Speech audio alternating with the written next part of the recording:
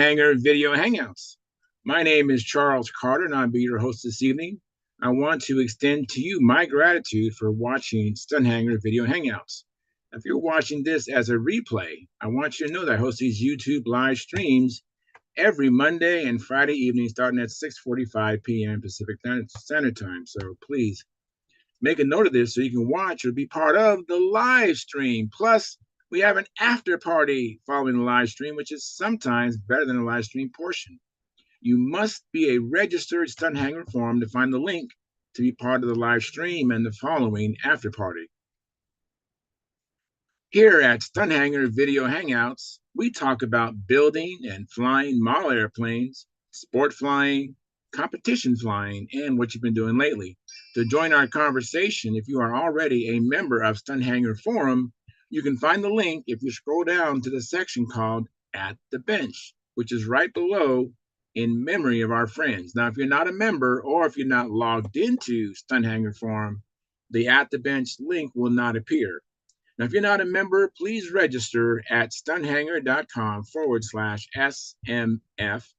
That's stunthanger.com/SMF. That's Smart Men Flying. That's courtesy of Jeff Riley.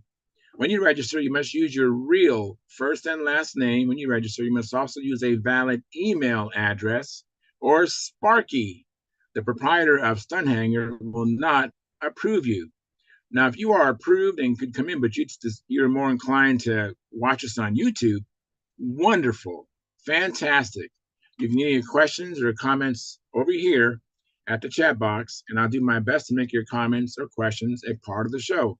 Now, understand, sometimes even I can't get a word in myself, so be patient, and I will ask our illustrious panel your question or state your comments. And by the way, you only can do this during the live streams. Like I said earlier, I host these YouTube live streams every Monday and Friday evening starting at 6:45 p.m. Pacific Standard Time. If you find Stunthangar Video Hangouts that I host, or the many building videos, the contest coverage that Sparky does on this platform, informative and enjoyable, please hit the thumbs up, thumbs up, thumbs up, thumbs up. Subscribe, share the videos, comments on the videos, help the Stunthangar YouTube channel grow. Please consider joining Stunthangar's YouTube channel memberships, which start at just $4.99 a month, which is less than 17 cents a day. And by the way, I'm a member. I have the $4.99 come out of my own checking account each and every month, and I don't miss it, and I suspect you won't miss it either. Plus, you'll be supporting your hobby, and you're getting a great deal. I mean, as a member, you have access to member-only videos. Not all the videos that Sparky and I do are for public consumption. Some are flagged for members only. Some are private. You can't get to the private ones, but you can get to the member ones, membership-only ones, and you can see them unlimited number of times. Now, this is Sparky's YouTube channel, and you know the memberships, they help offset some of the expenses of running Stunthangar and me. He actually pays me to do this, so we need your support. And this is Sparky's YouTube channel. Like I said earlier, I don't come in but Monday and Friday nights to set up the show, stream it live on YouTube. So I won't be back into Sparky's channel till today's Monday. I'll be back Friday. So if you want to get in touch with me, by the way, I don't get any notifications of any comments on the show. So if you go to my YouTube channel, which is called Flying Control Line Stunt, let me repeat that. That's Flying Control Line Stunt. That's what we do, Control Line Stunt, right? So if you go to that channel, locate the 2019 AMA National Championship video, which is a video that Sparky shot with his video camera of me flying his beautiful and light Junar XL. Now, the plane was orange back then, and now it's white with orange trim, but you get a chance to see me fly. I was flying at the Nationals, and that was kind of one of a bucket list thing for me to be flying at the Nationals. But what was neat about it was I had a really pretty plane. My planes aren't as pretty as Sparky's planes are, so it was really a privilege to be there and then have a good plane. Yeah, a good and a pretty plane. And I want to thank you for your past, your present, and future support. You are making it happen. And by the way, if you're watching this as a replay, the super chat is not available, but the super thanks is available. I believe it's like a heart with a dollar sign on it. Hit that and donate any amount that you feel inclined to. Whatever you see the value you see in our show, donate accordingly to that. And without any further ado, I'm now going to post a link at Stunthangar Forum so you can get in here and join me for tonight's program. Let me see here. Just give me a minute here to post the link at Stunthangar Forum. The link is now posted. And let me see here. I'll get to that in a second. And I'm making my way now to what I call is the control panel. That's how I keep an eye on what's going on. I have 3 monitors in front of me. And let me see here. That's how I keep tabs on the chats. And when people share, I can still see what's going on in the gallery. And so I need to get this all set up. And unfortunately, I don't believe there's a way to set up in advance. So this is how I do it. So just give me a moment and I will have it set up and we'll be cooking with gas. I see Gary Sinclair is already in the chat box. I know he's a member because he has a moniker next to his name. Sparky and I can see who are the supporting patrons of our show. And so when you come in the chat box anyways, we can see that you are supporting patron. And Gary Sinclair says, hi, Stunthangar school like provided. All right. Thank you very much. Stunthangar school is what he meant. And like provided. Thank you, Gary. And then Marcel Legrand says, hi, Charles and everyone at Stunt School. I'm listening on my Wi-Fi headphones while working. Well, thank you very much. And we have 12 concurrent viewers and 5 likes so far. And looks like the streaming is doesn't like my bit rate for some reason. It says my bit rate is higher than recommended. I don't know how to fix that. We have to just deal with it. I see I have company. Hey, Jim Hoffman's in the house. Thank you, Jim. Hi, Charles. How are you? I'm doing well. I've been meaning to reach out to you. Do you happen to have Chris McMillan's contact information? Yeah. I'm going to give you a call and see if I can get that. As I spoke to Chris McMillan at the Las Vegas event, we had a great time. I told him about the show, and he's going to. He said he'd try to make it in here, but I'd like to, talk to him and see if I can help him get in here. That would be great. I think he would enjoy the show, and then I think we'd enjoy him. Yeah. So I'll you text, right? I text. Yeah. I'm going to text you his contact information. Thank you very much, Jim. Let me do that. While you're doing that, let me say hello to Howard. Hey, Howard, how you doing? I'm doing okay. I've been thinking about giving you a call too, Howard. So Why would you want to do that? Huh? Oh, why just do I want to do that? I want to talk to you about the trimming of the airplanes. Oh, you ought to talk to the man himself.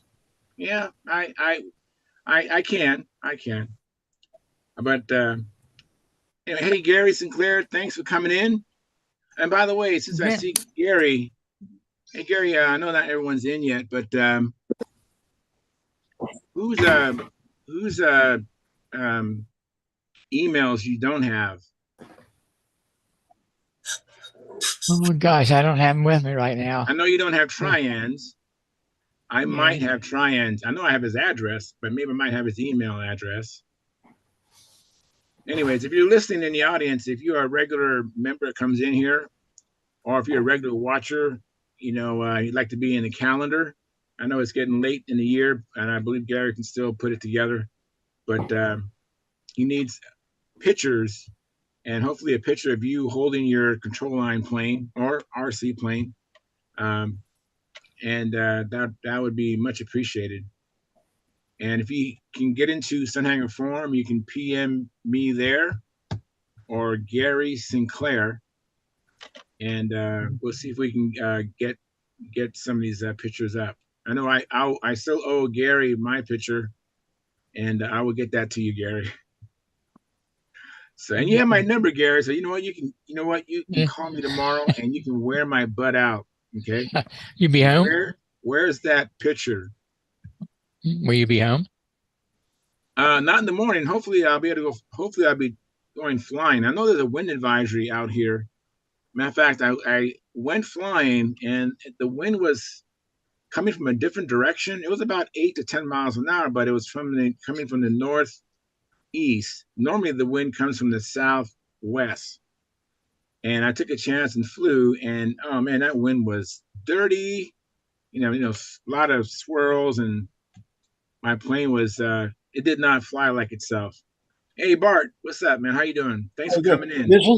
Isn't that typical of a Santa Ana wind? Yeah, definitely the Santa Ana winds come from the east, no doubt about it. But this was weird. It was coming from the north. That's what was kind of peculiar. But you're right. We get the Santa Ana winds from Arizona. They come in over that way. They come in from the east.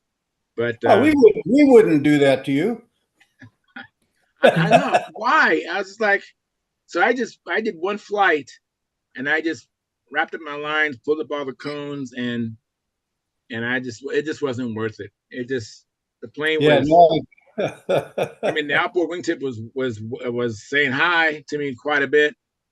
And just even when I did loops, it was just coming down so fast, and it was just different. It wasn't controllable, so I chickened out. I mean, if it was a contest, I probably would have persevered and would have did the best pattern I could. But when you're out there practicing, I don't know. I usually take plays off.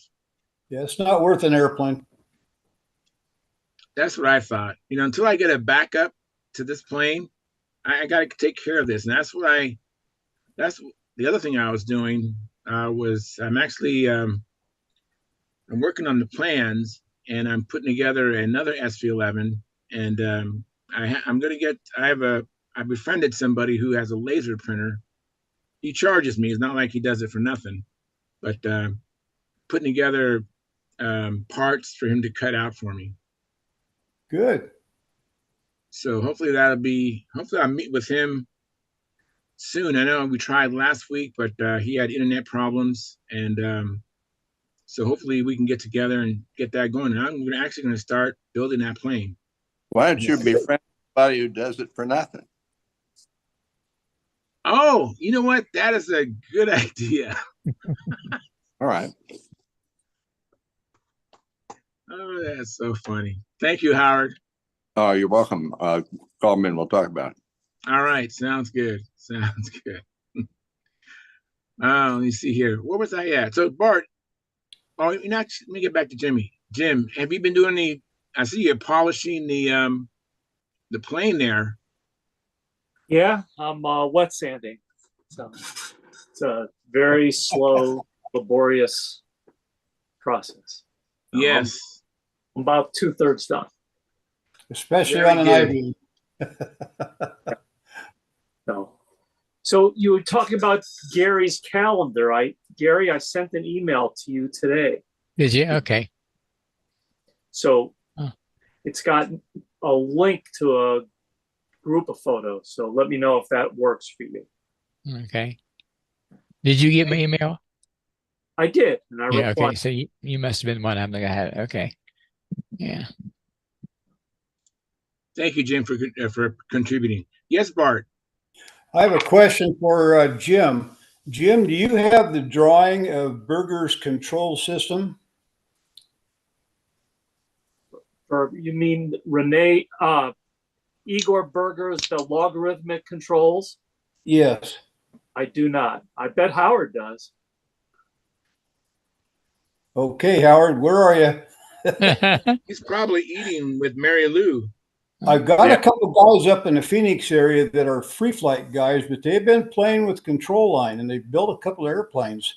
They had an old timer down at VSC 2 years ago, and did a real nice job. They want that system so they can play around with it. And so I told them if I can find it, I'll send it to them. Okay. Or Igor Berger's website might have it too. Just look up Igor Berger, and what I have is I don't have.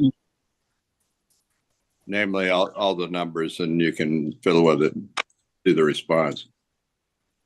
If you just want to Okay. see, yeah, go to his website. Let me welcome Dennis Adamison. Hey, Dennis, thanks for coming in. Hi, everybody. And before we'll go to you, Dennis, I just want to ask Bart. So what you been up to, Bart? Not much. I'm getting ready for my trip. I'm leaving tomorrow night for California.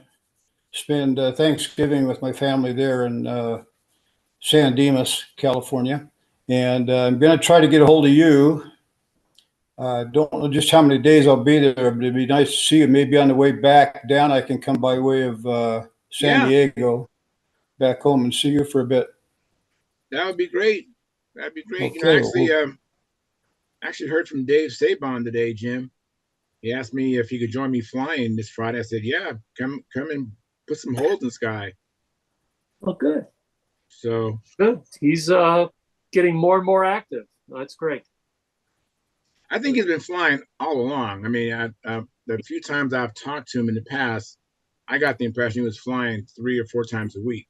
He was flying before he went into work, and he's flying electric, so he could pretty much get away with it early in the morning before he went to work. Well, he does. He flies a lot. He builds a lot. He's always sending me photos and questions and comments back and forth. He builds probably 3 airplanes to my 1. He moves along pretty quick, but he's more and more inclined to be a little more social. So that's terrific. Terrific. That's great. Cool. That's great. So maybe when you come down, Bart, I don't know how long it's been since you've seen Dave Sabon. If it's a Friday, most likely. I mean, I'm going to be flying almost every day, except for weekends. Where I fly out is a park, so I feel pretty comfortable flying Monday through Friday. There's a lot of baseball going on right now, and so sometimes Fridays is not even a good day for me because teams are getting together to practice and they're preparing the field. But for sure, Monday through Thursday, well, I have no idea what my schedule is going to be like at all. Okay, I don't no know problem. if the kids have something planned or whatever, but we'll work on it. We'll make it work. And even if it's a weekend, I mean, I just don't fly by myself at the park. You follow me? If we have 2 or 3 bodies where we can police our circle, we have no problem with 2 or 3 of us. That's no problem. And they get the idea. I mean, people have seen me. I've been flying there for at least 8 years. It might be longer than that. Mm-hmm. So people are acquainted with seeing this plane flying in, tight parameters. They might not know that it's a control line plane. They might think it's an RC plane. But they see me fly there. I've met people and they say, "Oh, you're the guy I see flying at Kit Carson." Yeah, it's me. So, anyways, I see Mark came in. Hey, Mark, thanks for coming in. I appreciate it. Good to see you guys. And the next one in line was Mark Gerber. Then we're going to go to Dennis and then you, Mark Wise. Hey, Mark, so Gerber, what you been up to? Well, not much. A few things. I got one picture to show you. All right, I got it set up.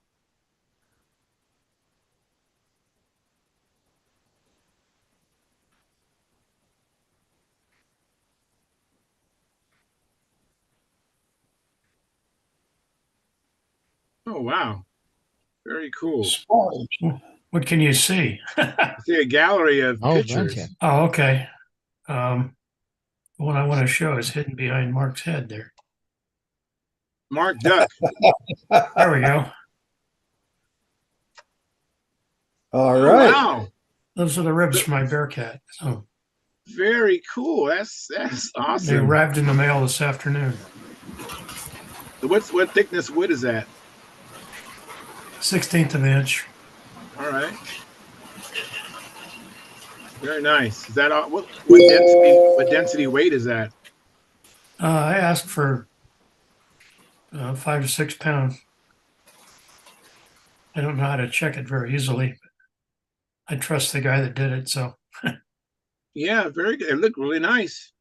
Wow, very nice. And I got one other one to show Jim Hoffman here. Sour non? Oh, this one's hidden too. All right. He's on. Watch carefully, Jim. What am I looking at there? Well, keep looking. A hanging piece of wire. Mhm. Or string. Ah, No. ah. That is a torsional pendulum. That's my feasibility test. And the amount of inertia that that propeller has governs the frequency at which it oscillates. Mm-hmm. So propeller with more inertia will oscillate slower. Yep. And one with less inertia. I've got a calibration disc that I made. And I tried calibrating the other day. I think I got it pretty good. So I'm Mm-hmm. waiting on a couple more parts to arrive so I can make a decent fixture down here.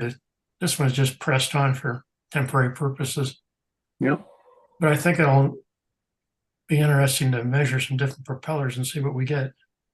So, You know, my experience, especially with the electric airplanes, flying very, very light propellers, besides letting the active system be all it can be, the gyroscopic effects are noticeable with the ultralight propellers. So, noticeably less, I would presume. yeah. Yes. So I don't know, Howard, maybe I can figure out a way to put a whole airplane on this thing at some point. I guess I'll start out with propellers and see how that works out. What does this do? What's it doing, Mark? I'm just new coming in here. I just got in a minute ago. It's just wiggling back and forth. It measures the natural frequency of that spring mass system. It's a piece of piano wire, Yeah. 30 thousandths. And So what's it measuring? Measuring the frequency of the wire, the piano frequency wire. at which the propeller oscillates back and forth is governed by the inertia of the propeller. So a propeller with more moment of inertia will oscillate slower than one with less moment of inertia. So what Proving. would that do? What would that All do? right, I for hate to be Mark? stupid, but this affects us how? Well, Yeah. Mhm. And the moment of inertia of the propeller is what causes the affects gyroscopic the effect. gyroscopic yaw that you get when you do a sharp corner.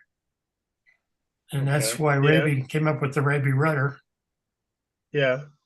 And as Jim was saying, if you have a light propeller like an electric, you shouldn't have nearly the effect that you get with a heavier propeller. So this is just a feasibility test I did a few days ago. I want to get a better fixture set up here so I can easily put different propellers on there. And I made a calibration disc as well, so I can reference them all to that. So we'll see what we get here.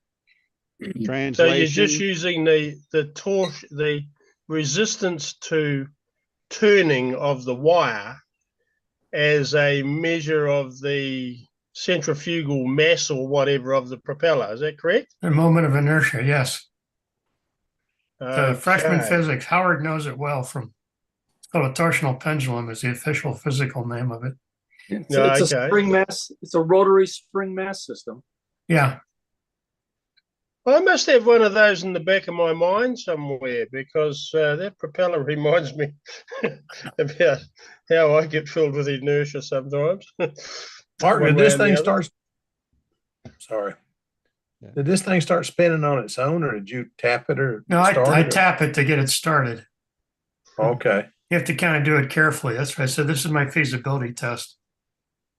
Very You good. don't want the wire swinging back and forth too much. So What size wire is that? that's hang on- 30,000. Hang on 1 second. Bart's holding his hands up. So go ahead, Bart. I once was trying to trim a very tail-heavy airplane. I put a big brass prop nut on there, good size. It balanced, but boy, the maneuvers, sharp corners, it did weird stuff. So, same thing with a prop, and a lighter prop is better. All right, and then Denny.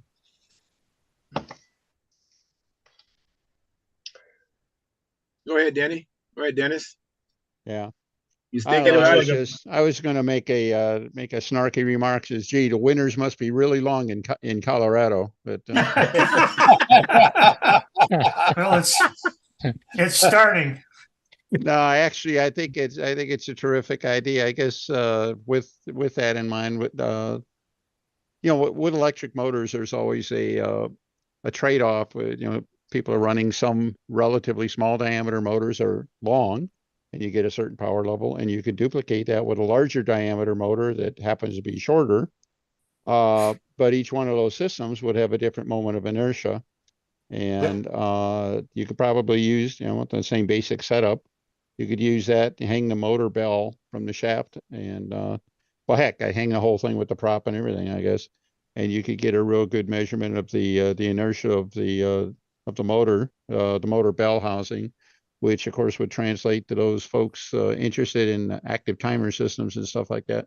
You could get some real solid feedback on what they're up against. It'd be kind of interesting to see how much the motor and the electric motor contributes to the inertia, Yeah. rotary inertia. Well, the motor, an outrunner motor has that shell with all the magnets in it and stuff like that. It's a fairly substantial chunk of iron, and I see you, Jim. it's just the same old thing. You got like a 35 millimeter bell, 42 millimeters on the outside, versus a 36 millimeter bell that might be longer, so that they might actually have a similar weight, but the inertia related to the weight and the diameter and stuff like that would be an interesting trade-off. So You can calculate the moment of inertia of a bell of a motor pretty yeah, easily. you probably it's a fairly uniform surface, so yeah, I would think you could do that a whole lot easier than you could with a propeller. So Hey, yeah. Jim Hoffman, go ahead, Jim. A really interesting experiment to me would be to look at all the rotating mass of an IC system, the crankshaft, the prop, and get its moment of inertia versus all the rotating members of a Electric system. and compare. One of the theories of why electric airplanes hunt is the inertia of that rotating system. And I've never put numbers to it, but this would be an avenue. You can certainly get a solid A to B comparison. So whatever happens, Mark, do not drop that vice on your foot. yeah. Oh, it's a Versa vice. It's made to sit on the post like that. Oh, okay. Very interesting. It's very well secured. That won't come off easily. I'm just glad we got some really smart people that are willing to do some of these things and share their information with us, because I had no idea. Excuse me a second. All right. It's a Brodeck prop too, isn't it, Mark? Yeah, this is a Brodeck 11.4. Yeah, I hope they work. BYNO. I've just got a couple. Yeah, it should be a fairly light prop. I don't suppose you got any comparable APCs or anything like that. Well, yeah, I've got some. I mean, I just haven't had a chance yet to refine this thing a little bit more. So I'm happy with the measurements. Yeah, a thicker wire for the APC, so you could finish the experiment by spring. Well, yeah, and Howard, I think even the APC sport props that they make for IC, I think are profoundly heavier than the electric props even. And the electric props are about the heaviest things we got. So. And there you go, Mark. You can measure the density of your balsa wood ribs now by sticking them on there. Good. That's it. You could start adding up all the moments of inertia of all the parts of the airplane and determine whether it's going to fly before you actually build it. So Howard was telling me in Las Vegas that he tried it with some full-size combat plane, I guess. Right, Howard? There we go. Oh, yeah. Really? Yeah. And they served as weather vanes to find the direction of little air currents in the shop. So I think what one would want to do for an airplane is to build a lampshade looking thing to stick it and measure the moment of inertia before and after you put the airplane in. And Wow. see the contribution of the airplane to it. Hey, I think some of you guys are too smart. It might be something you do with this air screw too, is to get a couple of pizza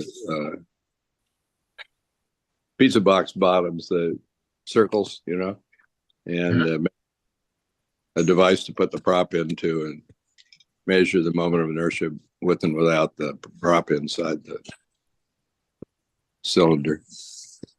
Couldn't you just put it down inside a deep box or something where where the wind couldn't affect it? And that's what he's talking about. Oh, okay. Yeah. Confounding that is that it carries some air mass with it. Yeah. So it's going to move some air itself. I have some aluminum sheet metal that's about a foot wide. It's curled up in a big roll. It would just fit right around this thing. Oh, good idea. That wouldn't be hard to do at all. You should just go back to work. I'm sure you had access to vacuum.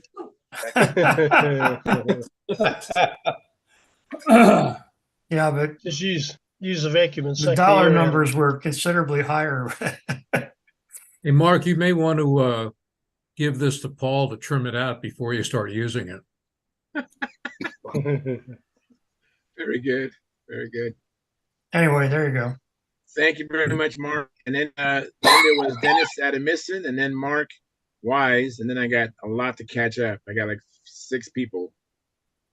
No pressure, I don't Mark. really No have pressure, anything to Danny. add, so move on. All right, go ahead, Mark Wise. What you been up to, and how you doing? I'm doing fine, guys. Some of us were up in central and northern New Jersey Saturday morning early for the Middlesex modelers and the Garden State circle burners.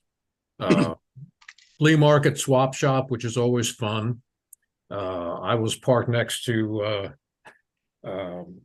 my buddy Joe Daly, and when we came in, I just felt like I was going to leave with everything I brought because it was not well attended. It's a great event, you know. Sometimes people go, sometimes they don't. But there were about a few guys, particularly one guy who obviously was buying for eBay. And he came around, and every time he'd come by Joe or I, he'd flash a couple of hundreds and take what he wants. So economically, it was a good show. We had fun. 10 of us went out for lunch afterward. You know, I think one of the biggest reasons I go and others is just to see who's there. You know, you're not going to find the best of anything, I don't think, at a swap shop, but you'll find some okay stuff. So I sold a bunch of kits and a couple of motors, and just a good time, good people. Did you buy anything? Joe was selling packs made up by Will Demaro of lithium ion cells. Oh, good idea. And he was very fair with them. There were very new packs, and 4 packs for $100. That's great. That's great. Yeah, that's a good price. Yeah. So now I just have to find the airplane and go around them. So right. How many cells in the pack? 6. Oh gosh. Yeah. Very good. Very good. Mike Lonke just walked away, so let me go to I think it was Philip Bailey. Hey, Philip, how's it going? Going great. How are you, Charles? Doing well. I went flying, but the wind was coming from a different direction, and it was really swirly. It wasn't worth risking my plane. Yeah, we went out today, and I got there a bit late. Had a little problem, but anyway, we got there a little late. But Tom and Buddy were flying, and it looked like we're having a good time. Tommy's talking about how he's just can't do what he used to do, and I'm sitting there. Tom, you could have won the nationals with that last flight. My God, we were both trying to pick it apart, and we couldn't find anything wrong with it. It was old time. But Tommy may be getting a few years on him, but he ain't lost much. I still can't keep up with him. Neither can anybody else I know around here. It's he's still, every time I think he's taught me what I need to know, he pulls something else out of his bag of tricks and just shoots me down with it. But anyway, he's very, very good, and he's a great guy. So we all went to lunch afterwards, and I called my wife, and Buddy went and got his wife, and the five of us went and had lunch. We just had a big time. It was a beautiful day, though. It was an absolutely beautiful day. Oh, good. I'm glad to hear you had good weather. That's really good. Yeah, we got. I got a plane to fly. I got took the humbug out and was going to fly it. And you ever had one of those mornings when you feel like you could break an anvil? I was just literally scared to take the thing out of the car. It was Wow. I just said, with what's already happened this morning, I think I'm going to have one less broken thing tonight. I'm going to leave the plane in the car. So I did. Yeah. But we had a great time anyway. Good. The guys like to rag me when I do stupid stuff like that. But I said, well, one thing about it, I don't have 3 planes to rebuild. I just still have the same 2. So that's okay. That's okay. One of I crashed when I hooked the wires up backwards, the SV11. And the other one, I let somebody else fly it that I thought knew how to fly, and he didn't. Anyway. Yes. Anyway. Ask So for I their think ticket Jonathan next time. Carradas was next. Hey, Jonathan, how you doing? Oh yeah, good. Yeah, I was just going to say to Phil, ask for their ticket next time before you give them the handle. Make sure they can fly. But yeah, been there, done that. Yeah. But yeah, no, things are kicking along here. Having quite nice weather today. I was thinking I really should grab somebody who can let my plane go, but I'm thinking more about going snapper fishing tomorrow. So we'll see what happens. But so you don't have a stooge, Jonathan? no, but I'm thinking of making one. I don't know whether anyone's got a plan where I quite like the idea of the one that has the 2 prongs at the back that fall down. Right. Because I don't like trailing strings and things behind, because I saw a tug once when I was gliding, a tug plane come in. We were out in the country, and the tow rope from the glider, from the tug, got snagged up in a wire fence on the way in when he came into land. Wow. Oh, Lord. Yeah, that was fun. Jonathan, I actually have I'm sorry. I have a video that I should upload. It's by Wendy Ranowski. I actually called Wendy several years ago, a long time ago, and I asked him if he had a video on how to make his stooge. And he told me he said, I was just watching that, Charles. I can't believe it. And he said, yeah, I have it right here. And so he sent it to me. It's a short video. It's an, edited, Okay. but just, and I could upload that onto my channel. And one problem is I got to find it. And then I got to transfer from VHS to yeah, and you know what? Don't wait on me. That's easier said than done. It really is easier said than done. Well, I would love to help you out. Well, send it to me, Charles. I'm good at that sort of stuff. I got when you find Charles, when you find that one and upload it, let us know so we can all watch it. Because I've got the one that Hunt's it's similar to what Paul Taylor's holding up. This is Wendy's stooge. There you go. Yeah, but the one there we go. Yeah, so it's based. That's what Jonathan's looking for. Yeah. Let me make it big so Jonathan can see it. Maybe if Jonathan sees it, I know Jonathan's a smart guy, so if he just sees it, he can make it. You want to explain it to him, Paul?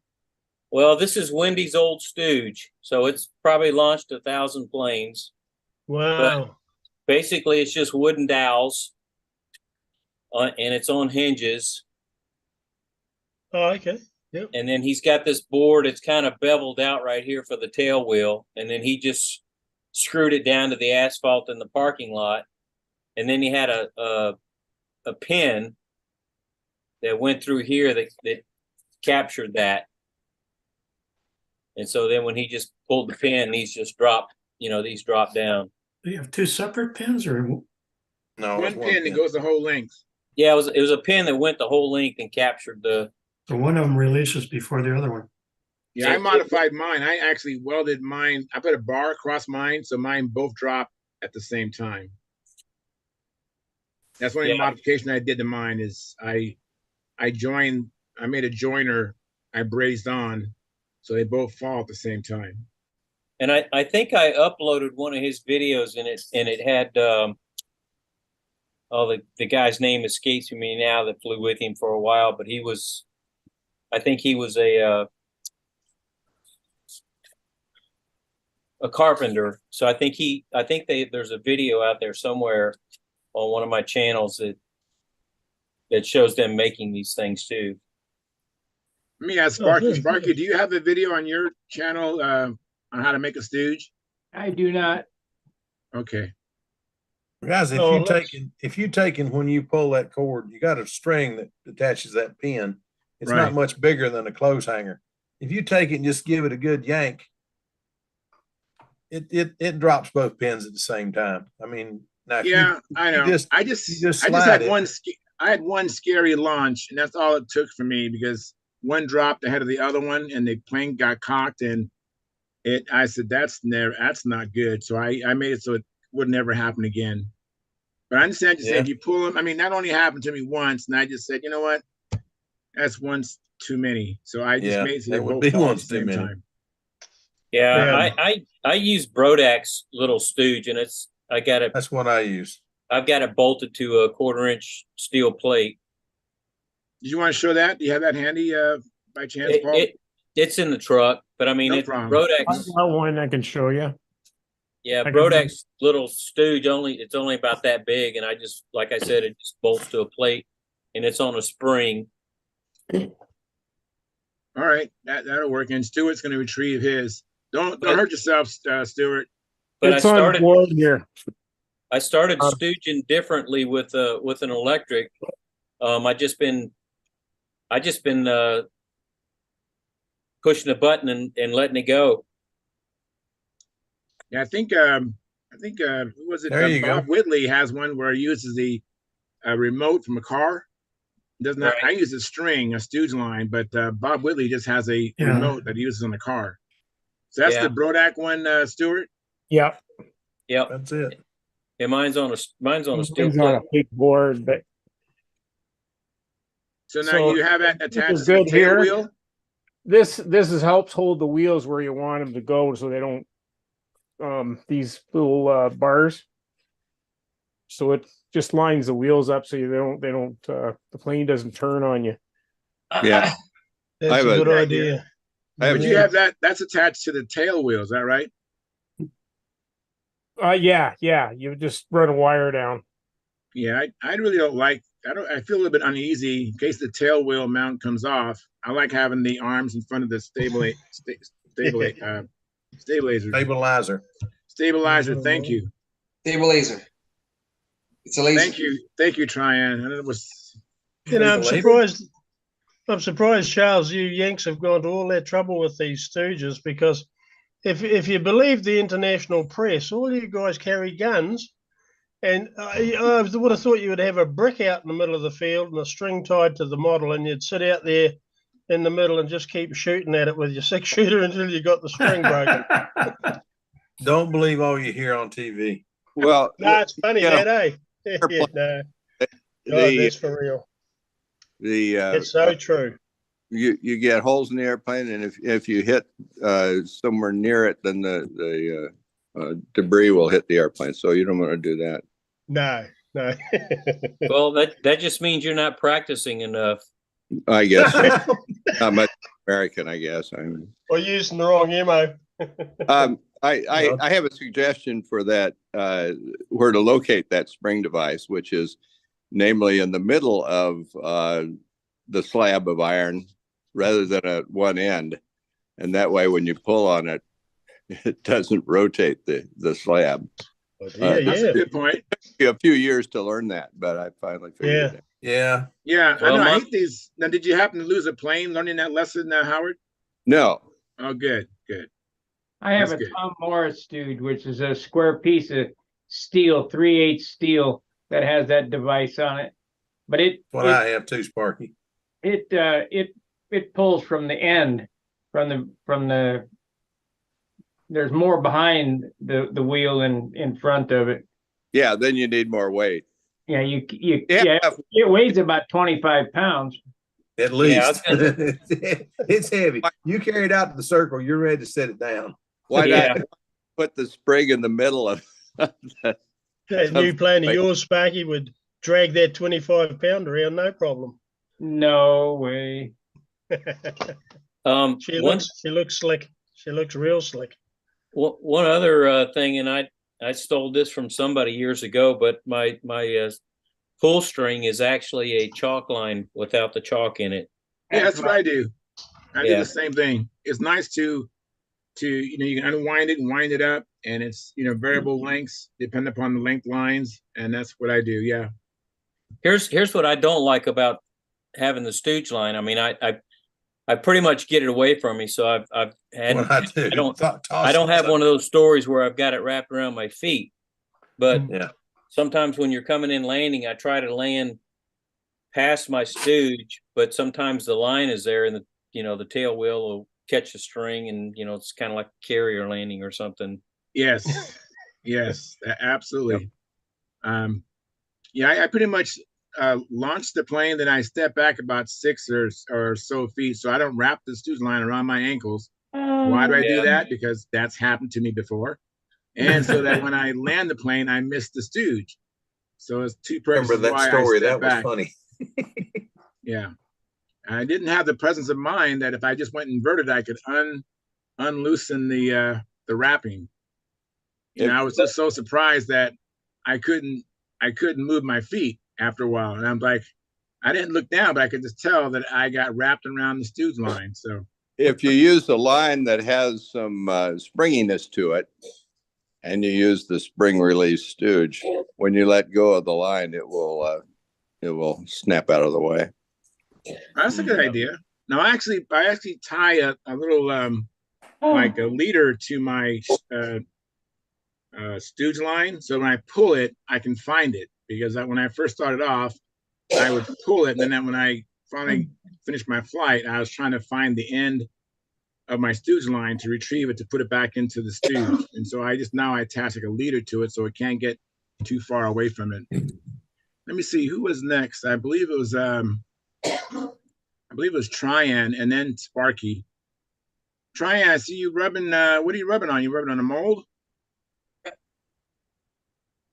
I'm getting ready to make my planes for the next year.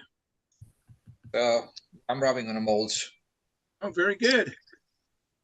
Did you get my message? Sir. That looks beautiful. Yeah, it should release really nice. So yeah. Very nice. Pretty flash stooge. Sir? Pretty flash stooge. Did you get my message? Sir? Did you get my message? I did, yeah.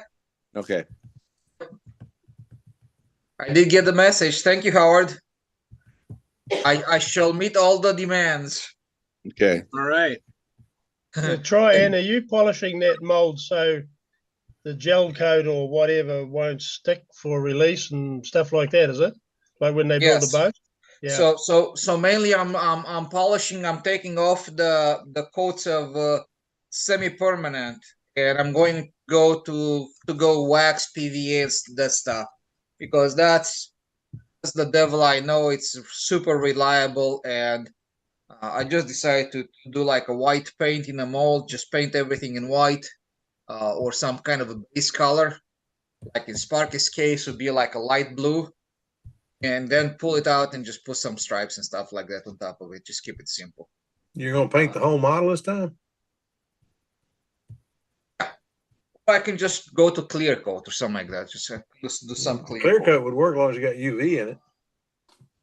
I'm sorry? Clear coat would work as long as you have some UV protecting in it. And then it would still protect the carbon. Yeah, absolutely. All right. Let me get to Sparky. And then I've been trying to get to Mike. Hey, I see you, Mike. He's just waving. You're okay, cool. I get it. I understand. He's just listening. Sparky, what you been up to? Thanks for coming in, Sparky. Well, last night, about 2 o'clock in the morning, I woke up. I've had the Aegis, and I haven't had an engine for it. because my engines are worn out. Well, in 05, I was flying those Thunderbolts with these 61s in it. And I don't know, I thought I had a worn out engine. I ordered another piston liner and I changed it out. And so, the middle of the night last night, I dug around in my stuff and I found a spare. This is not it. This is the one that was in that. A spare liner. And I put a new liner in this motor, and now it's got some pinch at the top. So this will work. I'm gonna put this in the Aegis. And as far as the Simply Blues, I painted clear today. All my paint is gone. All the paint is on this. It's 51 ounces.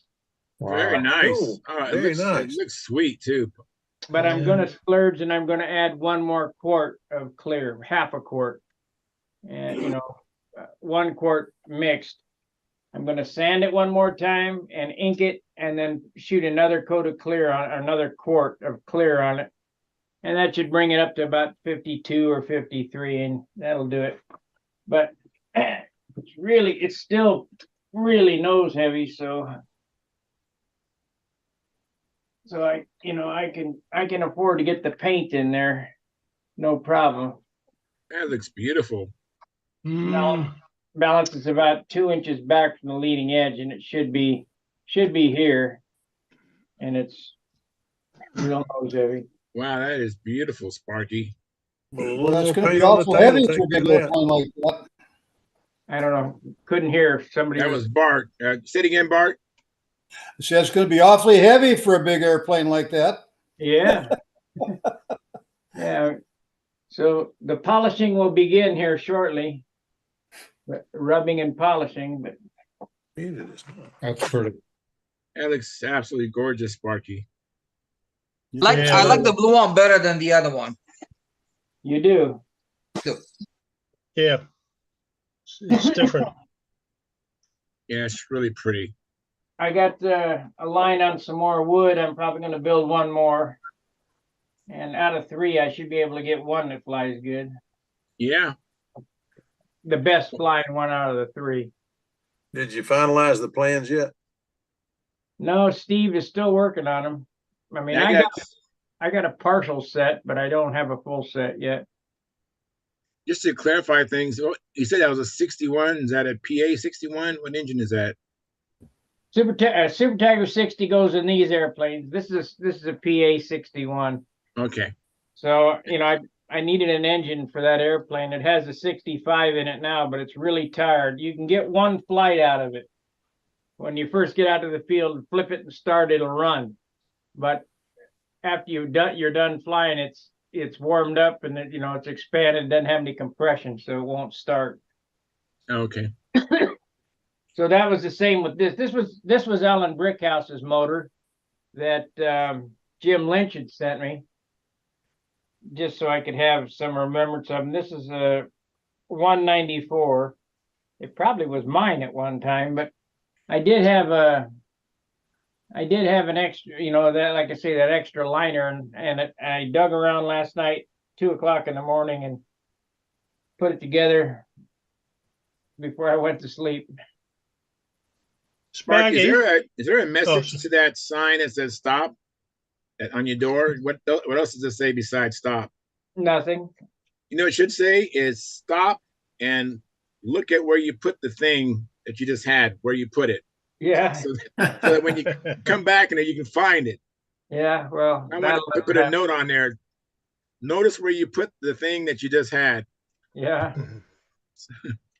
Hey Sparky, if you ever need another motor, some guy in America sold me a Merco 61. I had a couple of mates here do a bit of work on it. I could sell that back to you. No. This is rear. This one's rear exhaust, and I got a whole bunch more of those over there. Them 61. Yeah. And you need a carburetor, right? I should have sent you a carburetor for it.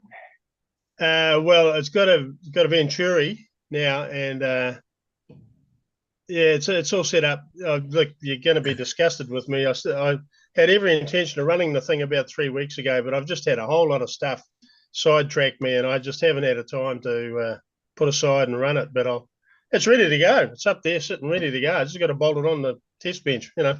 Did he make Got to run. something for muffler for it or not?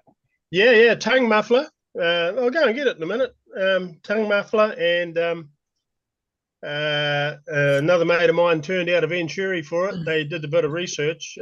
Steve and Gerald Wimmer looked at the figures for me and churned one out, and one for the 50 or the 49 as well. And I've got needle valves from Enya's. Yeah, it's ready to roll. It'll go good, I'm sure. Where is Gerald? We haven't seen him in forever.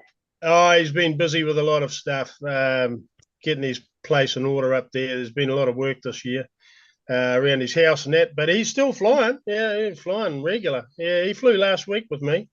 He flew the Spitfire for me, maidened it halfway through the week. He came down, I gave him some tyres off my car that I didn't want, and he came down and flew that, and I was going to fly, and it rained like hell the minute I picked up the handle, so that was that. But he's good. Divine intervention. Yeah. That's good to hear. Let me see here. I think Carl Reed. Let me get to Carl. Hey, Carl, how you doing?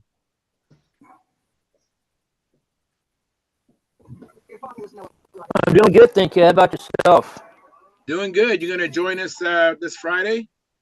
Yeah, I was going to give you a call and ask you on Friday, but now that you mention it, yeah, I'll be there. Sounds good. So we should have a good crowd. I think Stuart probably should be there, and you and Dave Sabon, myself, and Joe. Oh, okay, cool. And just happy Thanksgiving to everybody that's on the program, and those who aren't, if you can hear me, happy Thanksgiving to everybody. And I Thank hope you it's very a good much. one That's for you. a good idea, absolutely. And I see you, Gordon. And let me get to Stuart. I don't think I had to give Stuart a chance to talk. I know he helped me to get the Brodak Stooge, but what you been up to, Stuart? Just working on my shop. I finished the electrical tonight, so got a bunch of other things though I got to work on. And the weather up here's not been too good, so I think our season's pretty much done. But I do have something to show you actually. All right. I saw this on one of the Facebook groups. Hang on here a second. Wonder. If you want, you can take your time. Maybe catch up on the chat box. Daniel Berry Sports Highlights says, hey. Yeah. And then Philip Bailey gave us a like. Thank you, Philip. So we're looking at it's a training handle we're looking at? Yeah. Oops, hang on a second here. All right. And then old control line pilot, who's also a member of our YouTube channel. And if I didn't mention earlier, Dennis Adamison is also a member of our YouTube channel. He gave us a like. And we got a like from old control line pilot. That's AKA Bob Whitley. He says, hi, guys. Still feeling ill, but much better. Put in a few hours in my workshop working on models today. Sending pictures to Gary later this week. Like given. And then Stephen Smith, I believe this is the original Stephen Smith in St. Louis. He says, how to make that work with trike gear. I think it's regarding the Stooges. I know with my Stooge and the Stooge that Paul Taylor showed earlier, Stephen, I actually put a riser underneath my Stooge so that I can capture the stabilizer because the trike gear it's much higher than the tail dragger. So I elevate mine. I put a riser underneath my Stooge to launch a trike gear. Anybody else have any ideas of how to use their Stooge with a trike gear other than putting a riser underneath it? It's the easiest way.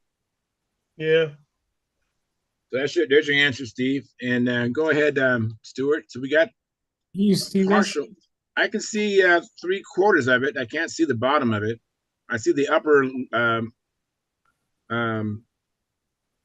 hole on the handle. Double click on the picture so it opens up all the way.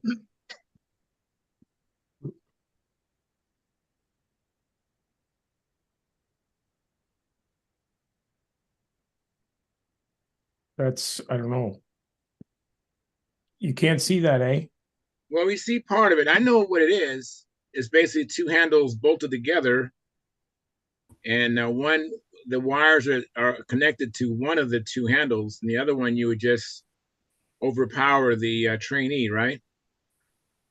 I just I saw this picture on Facebook, one of the groups on Facebook. So for some reason, I don't know what's going on here. Why don't you work with it and then bring it back up, and then I'll go to. I think I haven't spoken to. Well, I don't know if I gave Paul Taylor a chance to talk about what he's been doing. Paul Taylor, by the way, I want to ask you a question, Paul, because I don't know if you've seen it, but we've had a series on the maneuvers, and Keith Trossel had that prop where actually showed the circle, the judge's view, and the pilot's view. Did you see that series on? We went through all the maneuvers of the sanctioned stunt pattern. Did you see those series? You're muted, by the way, Paul. Excellent, Mark. I mean, excellent, Stuart. Just a second, Stuart. Yeah, I haven't watched all of them. I was actually on one of the calls. I think we were talking about the landing, so it was at the tail end of it. Okay. But I got my hands on that video software that you can run your videos through, and it traces all your maneuvers. Right. And that's I think that's going to be really helpful. Yeah, that definitely should be very helpful, no doubt about it. Yeah. And have you seen it? I have seen it. I haven't loaded it up and tried it yet, but I've seen it. It's something I might go to. Now that I have a pretty good camera system, still haven't tried it yet. The wind was blowing in the wrong direction for me to set my camera up. But I mean, if you've got one of the newer smartphones, your camera's probably better on your phone. I was using a webcam hooked up to my laptop and had some capture software, and I was emailing. There's actually two guys that are writing that program, and they just released it the 1st of November. They just released version 6, and so I downloaded that. Where do you download it at? There's a link on Stunthangar. Are you familiar with Stunthangar? No. That's funny. Yeah, there's a link out there, Robert. I'll send you the thread. Tell us where that link is. Yeah, what category? I'll post it up on Stunthangar in the open forum here in a bit. All right. But it's very easy to load. It's one executable. If you film your whole pattern and run it through there, I mean, it's going to take, it plays it through the program, so it takes 6 or 7 minutes, and it will create an output video that has all the traces on it. Very nice. Yeah, I went on Facebook Marketplace and found a tripod for a phone for like $10. And so, yeah, I was out today and I put in 4 flights, and I'm kind of sitting here looking at it now, watching it on another computer. That's good. Well, then we went through, after we did the stunt pattern, then we went and started talking about trim. And then even, I don't know if you know this, Sparky, but we had Paul Walker in here Friday, and he actually spoke about his trim flow chart. Great. Oh, wow. I'll have to go back and find that one. Yeah, one thing we never thought about talking about, or we never did talk about, and it's not what the pilot does, it's what your helper does. How to properly release a model. Because I saw somebody release one last week that I thought knew how to release a model, and he tried to push. Yeah, that is true. There's some people that need coaching, and whenever I have someone brand new, I go over it like this is a football. I just start with the very basics, and I tell them what not to do. And in my plane, I have a kind of a thin, springy tail wire, and so I have to make sure people know not to put too much weight on the rear of my plane so that it doesn't nose over and strike the prop. But Hey. Paul, I want to give you a chance to finish what you've been up to, Paul, before I go on to other people. There's still some other people in the wings here. Oh, that's about it. I got a barn find behind me. I got a ARF SV11 that I'm kind of going through and cleaning up. Is that a IC or is that electric? It's electric. Oh, very good. It's the same color as my SV11, same color as you have the same color, right? Right, Philip? Yeah, I have a green one. That might have a blue one and a Mark green Gerber has a green one, but his is IC. The Jetco Yeah. Fire, baby. Well, No, I'm going to change this one up a little bit. I'm going to fire up the vinyl cutter and cut some different monocoat for it and kind of make it a little bit different. That'd be a good idea. You was talking about releasing airplanes. I was going to ask Robert if he asked. I got kind of volunteered one of those deals where it's like, let Paul do it. But I got to launch Robert's P-47 at the Memphis Stunt Classic. And Robert, you remember what you said to me when I got volunteered for that job? No, I don't remember. It's been 20 years ago. Yeah. You said, hold out your hands. I held out my hands like this, and you said, take off your wedding ring. Oh yeah, right. So that I was kind of a newbie then, but that just kind of stuck with me, and I just make sure if I'm launching anybody's plane that I don't. That's the other thing. You don't just put a bear hug on them, and I would just barely hold it by I learned to hold it by the fuse and the leading edge, and then I just open up my hands. Right, you don't need to push. Yep, I just open it up and let it roll out. So Jim Lynch liked the way I launched his planes. When Hayjack used to launch my planes, I would have fingernail marks in the fuselage when it was. So I used to say, Gary, let me see your hands. Ooh. And I'd say, you got to cut your fingernails before you launch. He would Hey, put Paul. death grip on it. Paul, very I got a good. question Yes. for you. Sure. Did you get your ring back? Very good, very good. I just thought of some other etiquette that maybe is something we just don't think about.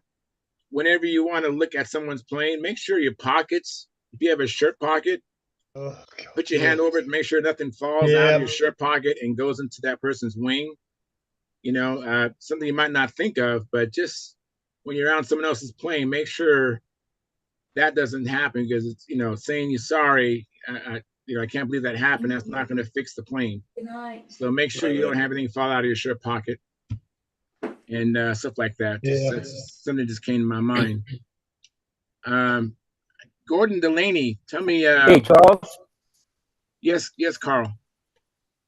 I think the first thing before you do that, you should ask the owner of the plane if you can look at it first to make sure it's okay with the owner of the plane, because some people are real touchy about strangers being around the aircraft, and you know what I mean.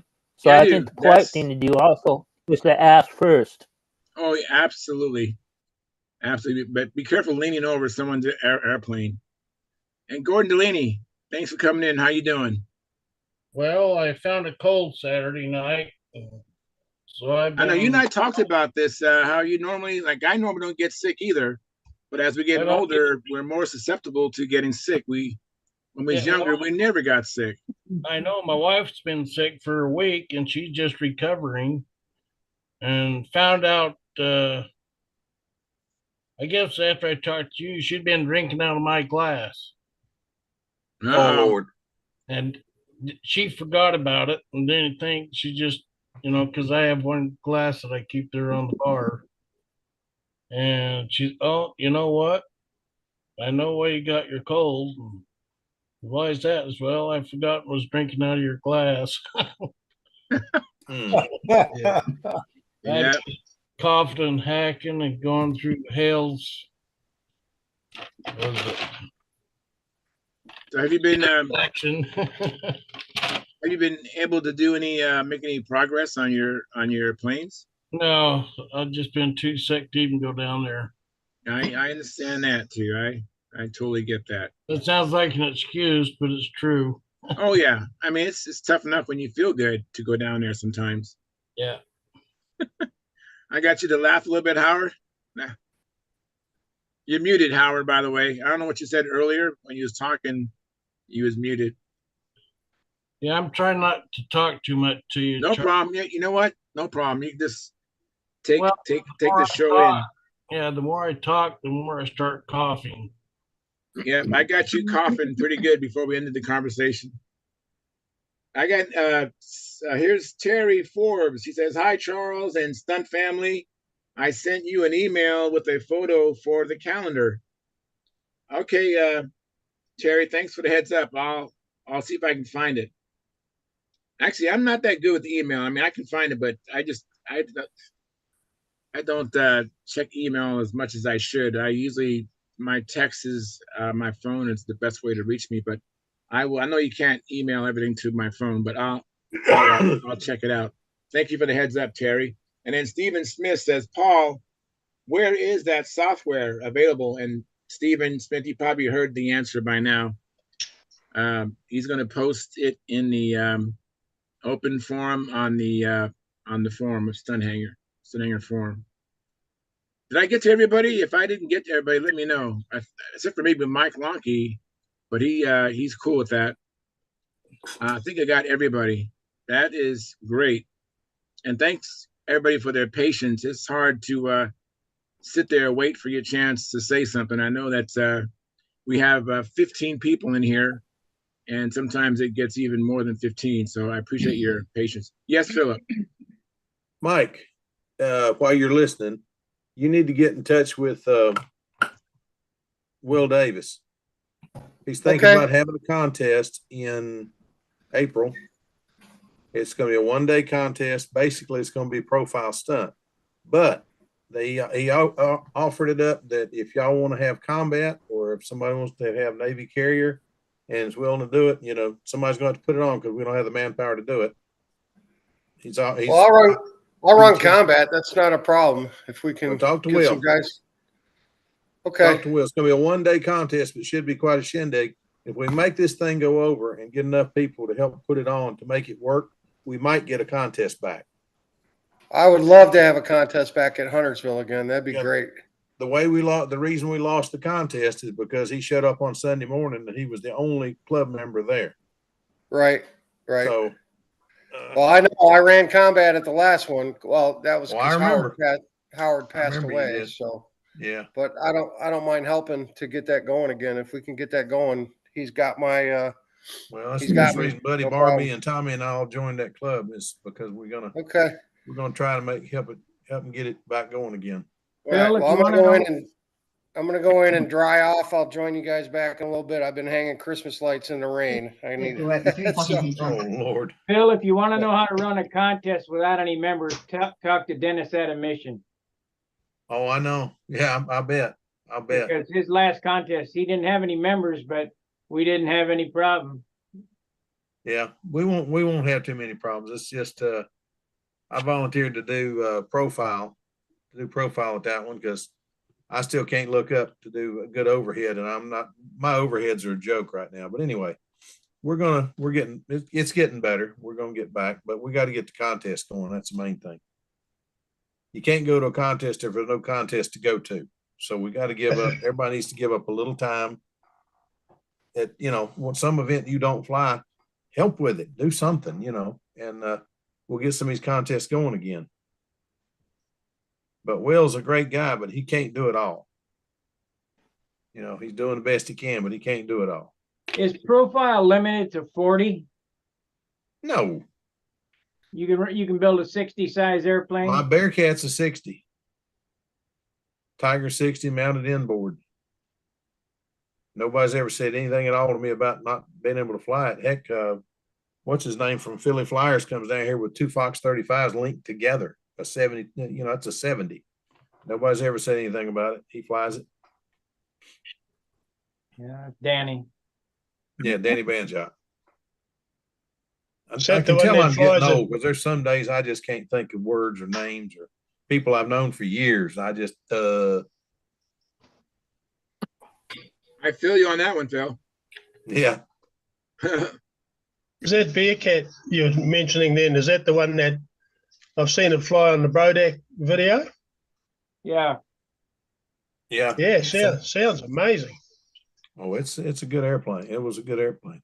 Yeah, there, Philip. Do what? Sparky, there's your motor. I'm sorry, I meant Jonathan. I'm sorry, Philip. I said your name, but I meant Jonathan. Yeah. What you got there, like Jonathan? A Mirko. It is a Mirko. It's a Mirko 60. Yeah, 60 or 61. Oh, it's a double double Sparky sent this over for me, and the exhaust is. Oh, take it out actually. So which spark plug do you put the glow igniter on? Either one. It doesn't matter. I know. I was just being facetious. Don't you put igniter on both of them? I put one of the screws in, so I can't get it out properly. But the Sparky, if you can see that, there's a hole here, right, that goes right all the way down, and the screw. There's a screw goes into the. There's a lug in the exhaust port in the motor, right in the middle. Butterfly valve went out. It had the butterfly. Yeah, correct. So this is all machined out in here, so it fits around. Yeah, raise it up, Jonathan. Yeah, fits around the outside nicely and nice and snug, and then the bolt goes through.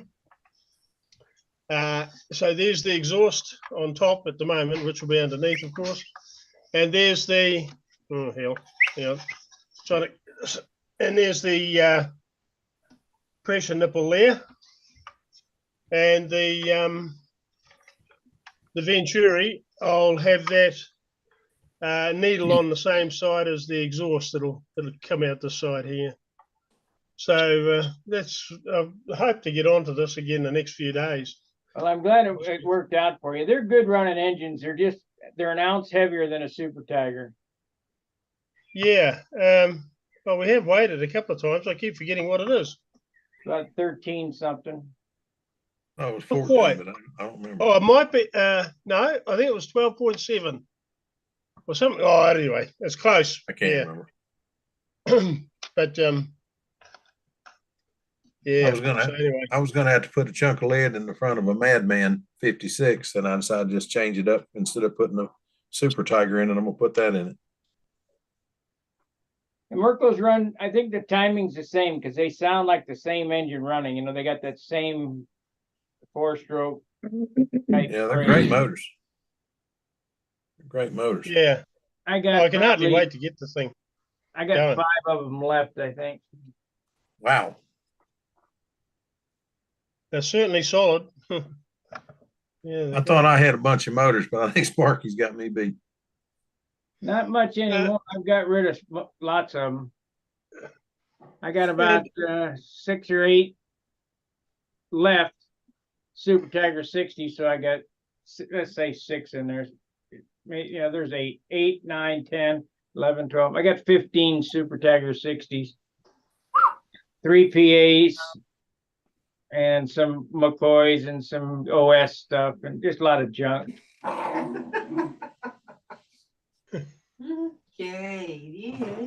Charles, I'm sort of hogging it a bit, but I just wondered if I just quickly ask Jim. I think Jim's there somewhere, Jim Hoffman. Yeah. I can't see him. Anyway, he made some comment. I brought up the question on Stunthangar yesterday. I'll see if I can find Jim so I can. He's here. I'll make him big if you want to see him. That way he can't miss him. Yeah. Hi, Jim. Yeah, you've got a Tiger Cat hanging up there behind you, haven't you? So is there a question? Oh, yeah, no, my question is I'm going to build one, which is a profile. It looks actually as though it could be the same one. What's the wingspan of that one up there you've got? I don't know, about 40 inches. Yeah, That is a profile Tiger Cat. That's it's classic legal. It was published in Flying Models in the 50s. Yes. Brodak makes a kit that is similar. Yes. Yeah. No, it's quite different to braiding. I think that's got a bigger wing area. This one too. That's the I'll guarantee that's the same plan that I've got over here on the table. When I finish this Hurricane, I'm going to make one of those, and I've been asking on Stunthangar, and I think you put some input into it about how to set up the engines.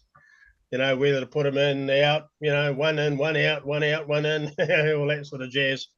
So thank you very much for your. He's got two good airplanes up there, the Jetco gliders. 10 cents a piece. Probably the best in the shop. Yeah, 10 cents a piece. Come in a little plastic bag, remember? A lot of fun. Yeah. No, that little Tiger Cat has 2 stock OS 15 FPs. They run, it's fabulous. Incredible amount of power in a tiny little package. Yes. And then you have. How does the plane itself fly? Is it good? Again, my airplane is not what you're building, unless you're building from Flying Models 1952 design. And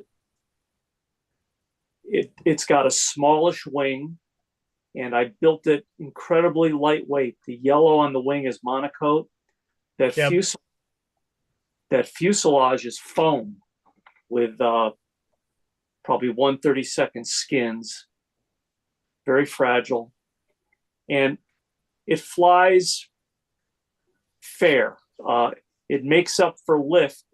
All that power makes up for a certain amount of lift, and I can nurse it through a pattern and do okay in a classic competition. It placed, I think, in the top 5 at VSC when it flew. Wow. Actually, I think you're right, Jim. I think it is a different wing. The one that I've got plans for, it's very, very thick. It's very broad at the wing root. It's a different aspect ratio to that. Yeah, this was not a thick airfoil and not a few. I went to extraordinary efforts to keep the weight out. Mm. And Gordon had the mufflers for years. I had to wrestle them back. They're little custom made tongue mufflers for an OS 15. Yeah, he had to fight me tooth and nail to get me to mail them back. I thought he did. And my twin Pathfinder's huge compared to Jim's. Yes. Yeah. I would say Gordon's is the right size. Yeah, that's 640 squares with that pair of those 15s on it. The new ones have the magnums on them, and oh man, trying to detune those, I needed a little more power than the FPs had, and I've got way too much power than the magnums has. Wow. I have a question from Paul Taylor. He raised his hand digitally. Thank you, Paul. Go ahead.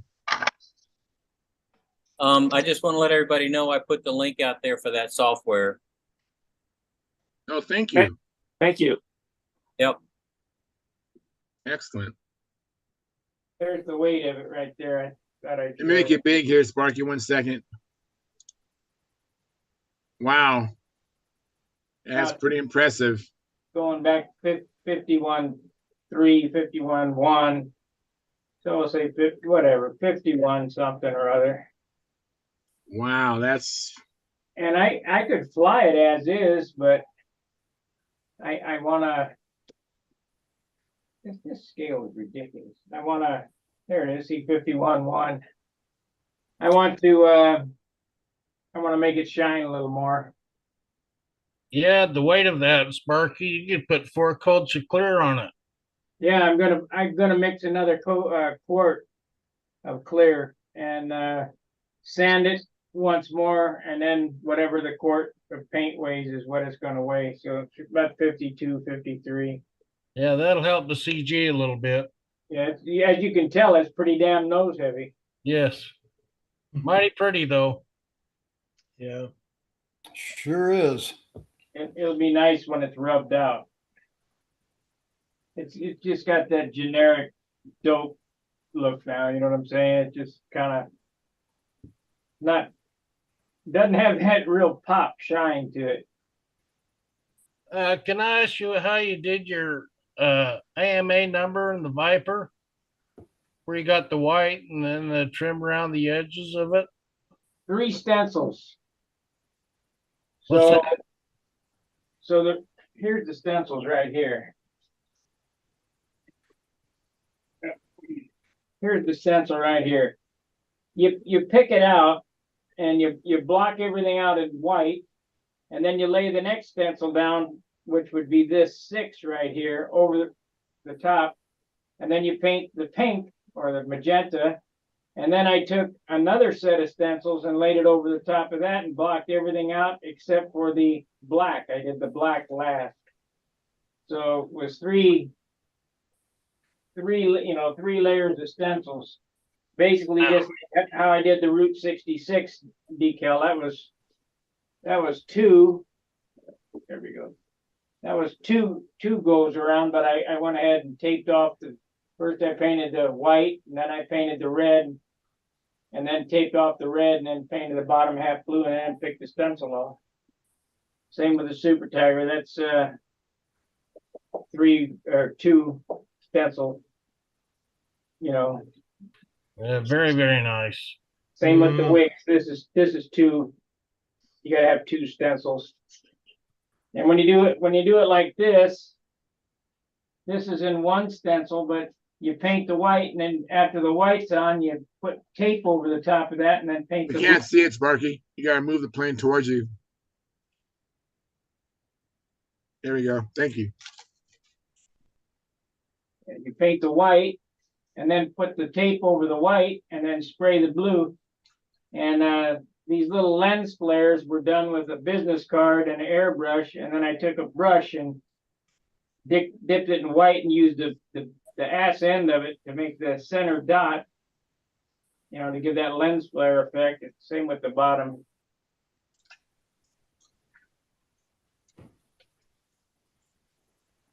Can't really see them, but there's... Yeah, I see him. That's neat. Yeah, you can see him. There's lens flares on them. Way cool. Nice. Well, I figured, I've been building airplanes that weren't, nothing special to them except for the gold leaf on that one. So I figured I'd go a little out on the lettering on this one and see what happens. This rev up that I made, what I did was I looked at a propeller. It's not an exact copy of rev up because it has 3. The real has 3 feathers, and this has 4.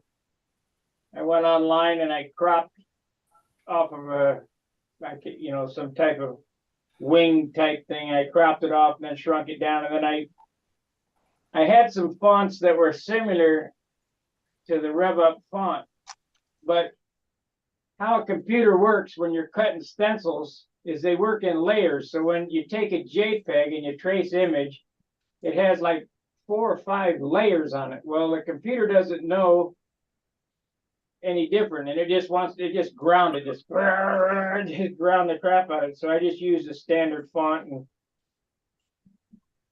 I was sent a Vico sticker. I think it was Ferrero or no, Tom Luciano sent me a Vico sticker. I was thinking about putting on here. Let's see here. Yeah. I was thinking about doing one of them, but after I looked at it, that would be 3 tapings. And I don't want to get into that. Too much of a problem. And I got these UPC wheels that came from that guy they don't make them anymore. I'm going to put a set of banner wheels on this thing. Oh, I remember the banner wheels. Yeah. Well, the banner wheels less the banner, the rubber. We cut that rubber off and put foam tires on it, and then they're lightweight. Yeah, good idea.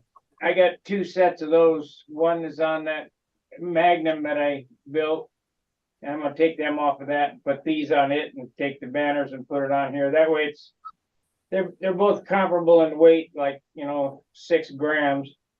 That way it's more classic. I also have a Froome needle nose spinner I'm thinking about putting on this, but this kind of looks good with it painted up the same color as the airplane. Yeah. That Froome needle nose spinner are really pointy. If you ever got hit with that, it'd hurt you. It's sharp, but they're light. They are light. So, like I say, I think I'm going to I'm going to sand it, ink it, and shoot another coat of clear on it, or another quart of clear on it.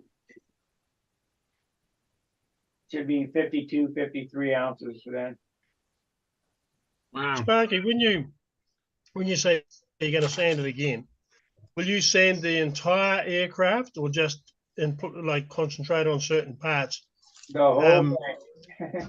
You will actually do the whole thing again. Yeah, I already did it once, and then I shot 2 coats on the airplane yesterday, and I sanded the airplane last night, the whole thing, and I shot 2 coats on today, so it's 4 coats on it now. So that's a quart. That's what you get out of a quart. Yes. And it's relative. It's getting better as smooth goes, But I'll sand it again and see if we can't bury some more of this stuff in it and give that nice deep luster on it. And I guess at this stage you would treat the top of the ribs like eggshells, wouldn't you? You would just probably move what are you using, 1,000 grit or something? No, the top of these ribs I did with it. I showed this when I covered this. I took a pinstriping brush and I put 6 coats of clear dope on yes, I remember that. Yeah. Each rib. So, in all actuality, the top of the ribs have 10 coats. 10 on top of the paper. It has 10 coats of dope on top of each rib. That's the only way you can keep it light. You can't just keep loading paint everywhere. So you just paint the top of the rib. Yeah. But I thought I didn't make my 50-ounce mark, but 51, that ain't bad. Won't it gas off though over the next 12 months or so? It'll probably lose 2 or 3 ounces, won't it? No, it'll lose maybe a tenth. Everybody says it hasn't gassed off yet. Well, they don't gas off much. I use acrylic lacquer, automotive acrylic lacquer, and finish with a couple of coats, light coats of clear, about 3 coats of clear. And that stuff will gas off over 12 months. So I think the Spitfire lost about 3.5 ounces or something incredible. 3 ounces over about 12 months while I was messing around and hadn't flown it. They gas off, but they're going to gas off the most in the first hour. The thinner dries out, and then it's done. As far as gassing off from here, I doubt it won't get under 51 ounces. I doubt it. I doubt it would gas off 0.3. Right. Now it may sand off, where I'm going to sand, and it goes up in the water, and then I wipe it off, and that would take some dope off, but it's not going to gas off. No. Sparky, I think I've heard you say before, it's not what you put on, it's what you take off. Exactly correct. This is 1 quart of paint. The whole airplane is 1 quart of dope. That's it.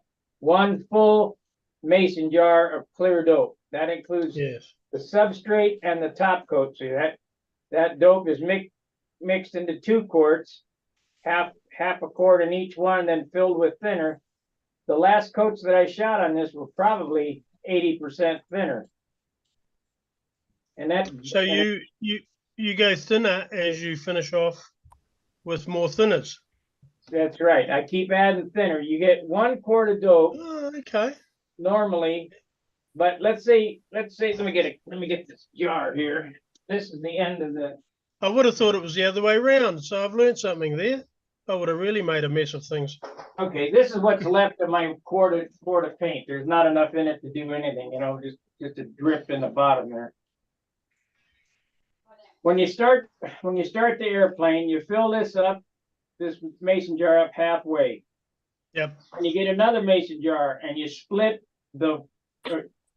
actually I said it wrong. You fill it up to here. You fill it up to the top line. That's 1 quart. Then you get another mason jar and you pour half of it off. So now you got two half quarts. You fill them both up with thinner. You set this one aside. You look here, this is a 50-50 top coat. You write on there. That was my top coat. And the other is for your base coats, for your three brush coats underneath all this. And I tinted it blue this time. Normally I tint them white, but I tinted it blue this time. So after you get a half pint of blue, I put that much at the bottom of a mason jar of the blue, and then filled it up to probably there, and then sprayed 1 coat on it. And the trim colors don't amount to anything but, little bottles like this, airbrushed on. And then you put your top coat on. So that's 1 quart of paint. Well, on this particular airplane, I figured because it's so nose heavy, I'll go ahead and sand it again, ink it, and then add 1 more half quart. I'll fill this up to here with dope, and then fill it to the top with thinner, maybe some retarder depending on the weather. Now, as you're spraying, you spray it 50-50 on the first go around. So now it's going to go down to here, let's say. Then fill it back up with thinner. So now you're at 60. Yeah. And then you spray and you get back down to here and you fill it back up to here with thinner. And you spray. So it's continually getting thinner all the way to the end. And when this is pretty thin dope in there if you look at it. That has no body to it at all because it's mostly thinner. Yeah. But have you ever grabbed the wrong jar? I mean, have you grabbed your moonshine jar instead? No. But this finish on this airplane is 6 ounces, and that's pretty good for, as Howard said, this is 760 square inches. 6 ounces. Big plane. So we're going to end up with about an 8 ounce finish, maybe 7.5, 8 ounce finish with the extra paint on it. Yeah. But I want it to look especially nice for Classic next year. Yeah, she's a beauty. M30. She's a bottler, as we would call it down here. A bottler? Yeah, meaning it's such a good fish, you'd bottle it or can it, Oh. Yeah. Yeah, She's a bottler. People were saying they like the blue one better than they like the orange one. I like the orange one better, but it don't matter. Doesn't matter. That's right. I'll probably paint a green one next. I got this canopy green. I'll do one in green. Oh, nice. I have a comment, Sparky, regarding the profile. Stephen Smith says, the old rule was P40, but lately there is no restrictions on engine size, at least at our contests. Yeah, maybe so I'll make a profile one of these. I'll make a profile one of these like I did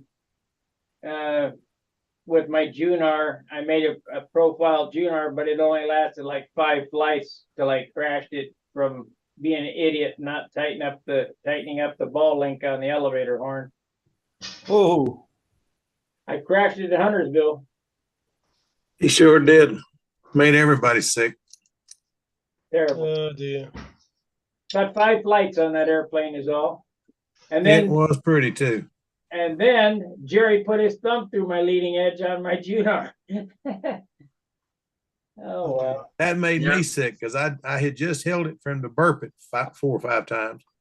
And I set it down and Jerry came over and picked it up to launch it for the contest and we heard a loud pop. What the heck was that? And then you cannot squish my airplanes. Yeah, no, oh man. One of our guys thought that I had been holding it when it popped, and somebody else had to explain to him, no, it wasn't me. That one made me sick, even though I wasn't involved in it. That made me sick. I'm going to refinish that airplane again. I've been flying it. It's white now, but I'm going to refinish it back to the way it was. It was Sir Pretty. Absolutely, pretty plane. Charles, I've got a bail now, so. All right, hey, thanks for coming in, Jonathan.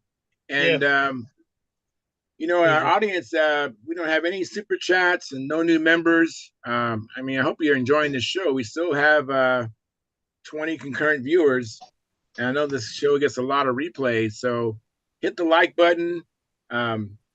Please donate. You do the super chat if you can't do the monthly subscription. And I know that there are some of our listeners don't know how to join.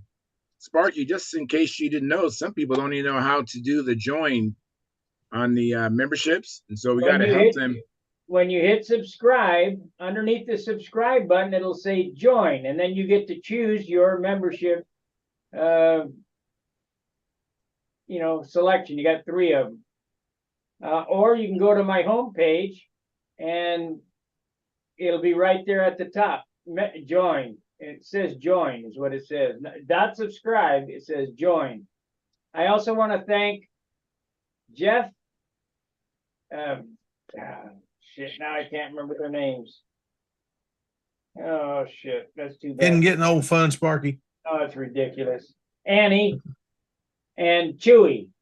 They gave me a $200 super chat yesterday. Wow. Fantastic. That's the Keep biggest, it coming.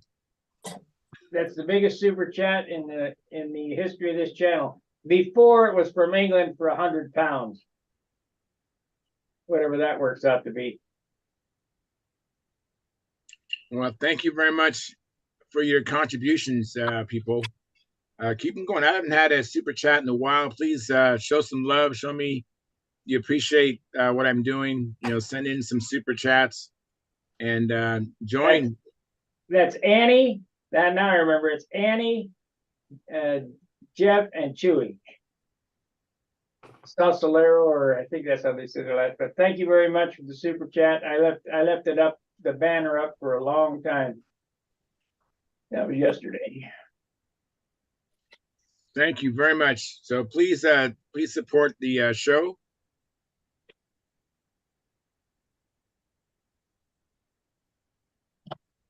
Go ahead, Gary. I mean, Gordon. Sorry. Go ahead, Gordon. I just wanted to ask Sparky if he covers the fuselage with silk span or anything.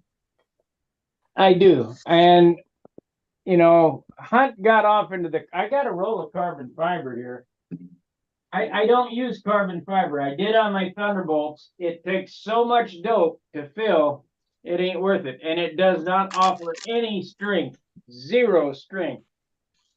If you go back on Saturday at John's, you can see we did the strength test where we took, certain pieces of wood. I think they were 1 foot long, 3 inches wide, and put 3 coats of dope on, and then put on medium silk span, lightweight silk span, carbon veil, and Japanese tissue. And which one of those out of all 4 was the strongest?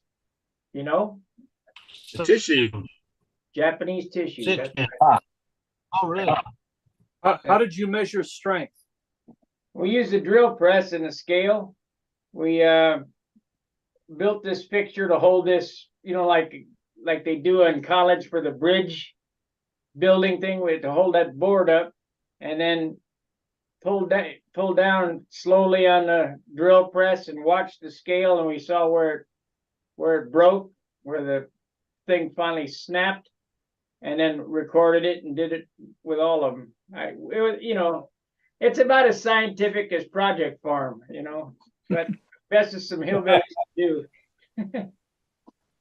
So is that Jap tissue or silk span on your fuselage? This is silk span, double-aught silk span. The whole airplane's double-aught. The Brodak light silk span. That's what's on this one too. Now the double-aught, is that the medium? That's the lightest you can get. Triple. Oh, okay. Free flight stuff. Now, there's a misnomer And I did poke a hole in this wing today, and I ended up repairing it and gotten it, where it looks pretty good. But the misnomer of covering, they said, well, aren't you afraid of poking a hole in it? Yeah, you can poke a hole in it. The only thing that's hard to poke a hole in is polyspan. Right. But it takes so much damn dope to fill that the airplane's heavy. So as far as the weight of the tissue, it's just as easy to poke a hole in medium silk span or GM silk span it is lightweight silk span, because it's not the paper that gives you the strength. It's the covering. And here's my theory on that too. The smoother that you can get it, so if you sand it, then it's glossy and it's smooth, the more tensile strength it'll have than a rough cob, looking thing. Because this is the theory, I don't know, this is just what I think, that roughness will cause stress riser and tear there, because of all the roughness. So get it as smooth as you possibly can. Just my thoughts. Howard may disagree. Well, it sounds good to me. Thank you, Sparky. You're more than welcome. It takes a lot of elbow grease to do a dope finish. I mean, I'm nowhere near close to being done. I mean, the elbow grease is just getting started. Yep, been there, done that. I mean, I got to go with the little sandpaper and whip cream and go like that. Well, that's what I'm doing. Yeah, Bart. Heard a comment from Billy Weirwich one time. He on the I-beam type wings, he uses non-oil, right, steel wool type. I got that. Yeah, I got it's not steel. Right here. This is and this is 4/0 steel wool. You can buy it from the automotive paint store. Makes great glass cleaner too. Now, I will tell you about this. This is 4/0 steel wool, FSW, but this is non-oiled. Oh, you're over there. It's non-oiled. If you get the oiled steel wool, you'll have, if you steel wool it and then clear over, you'll have fish eyes. But this steel wool, that's a great idea. Steel wool works great, and so does gray Scotch Brite.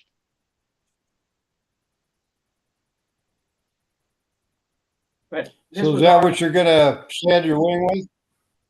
I'll sand it with 25. Is that what you're gonna sand? No, I'll sand it with 2500 paper, and then get another coat on this thing. I mean, but I have steel wool this before. If you got hard to reach areas or whatever, steel wool works great. Yeah. But don't just go use a Brillo pad, and don't go to the Lowe's hardware store and say, give me some 0/0 steel wool or 0/0 or 4/0 because it's oily. You got to go to a paint store. Yeah. Thank you, Sparky. That's a good tip, good information. Yeah. Okay. Good night, gentlemen. Good night. Hey, good night. Thank you for coming in, Gordon. Yeah. Even when you're not feeling good, you come in. I really appreciate it. Don't take too much vitamin C. I have a real early get up too, so I'm going through this Haley cough drops like it's candy. Yeah.